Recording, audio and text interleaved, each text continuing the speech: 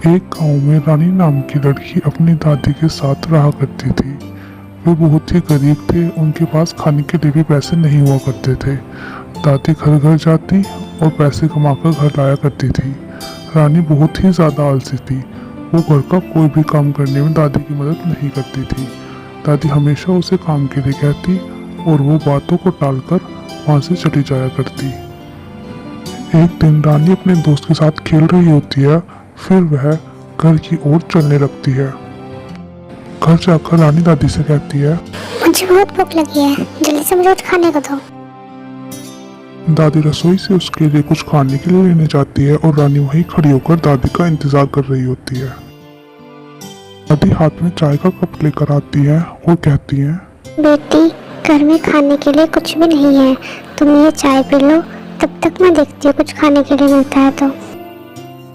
रानी जैसे ही चाय पीती है जोर से चिल्लाती है। दादी पूछती है, क्या हुआ बेटी, ये कैसी चाय बनाई है? ना इसमें दूध है ना चीनी है, बिल्कुल भी स्वाद नहीं है इस चाय में। ऐसी चाय तुमने आज से पहले कभी नहीं पी। बेटी, घर में खाने के लिए थोड़ा सा ही राशन था, जितना भी दूध था मैंने उसमें तुम्हारे लिए चाय बना दी। घर में खाने के लिए अब कुछ भी नहीं है, क्योंकि आजकल कोई मुझे काम भी नहीं देता है। मैं बूढ़ी हो रही हूँ ना, इसलिए ठीक से काम नहीं कर पाती हूँ। पर तुम फिक्र मत करो, पास ही में शहर से एक बिजनेसमैन आया है, वो काम वाले की तलाश में है। मैं वहाँ जाकर काम के लिए पूछूंगी, मुझे यकीन है कि मुझे काम ज़रूर मिलेगा। हे भगवान, बस कल मुझे काम दिलवा देना, वरना हम खाना कैसे खाएंगे। रानी पूरी रात बिस्तर पर लेटी रहती है, लेकिन उसको नींद नहीं आती। जैसे ही वो सुबह उठती है, वो बाहर जाकर देखती है, उसे दादी कहीं भी दिखाई नहीं देती।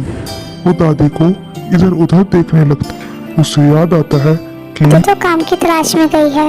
वो सोचती है, क्यों ना जब तक दादी आए मैं घर का थोड़ा काम ही कर लेती हूँ, दादी को मदद मिल जाएगी और मैं भी पूरे दिन खाली बैठकर क्या ही करूँगी। चलो थोड़ा काम करती हूँ।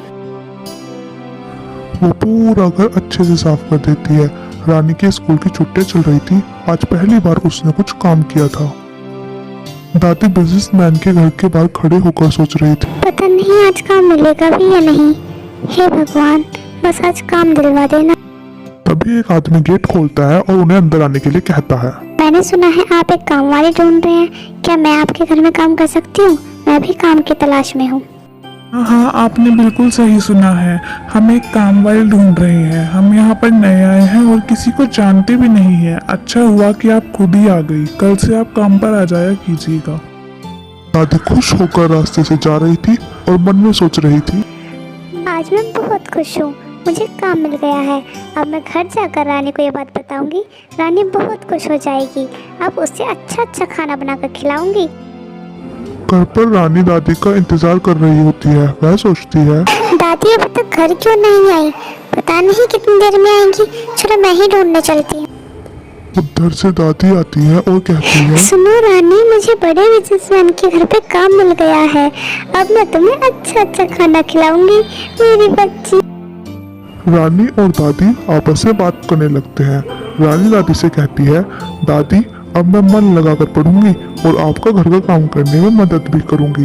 एक दिन हम भी बहुत बड़े बिजनेसमैन बन जाएंगे।